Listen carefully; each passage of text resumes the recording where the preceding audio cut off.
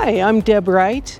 I'm here at Ignite Their Future, teaching emergency medical heroes. And basically we're teaching them what EMTs, paramedics would do out in the field, kind of getting them excited about the opportunities that are out there for them to explore.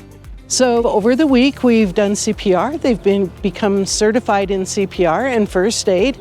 We've also done IVs and EKGs. They got to see one of their classmates' EKG rhythm, and he's actually from Chihuahua, and he gets to take home his EKG strip.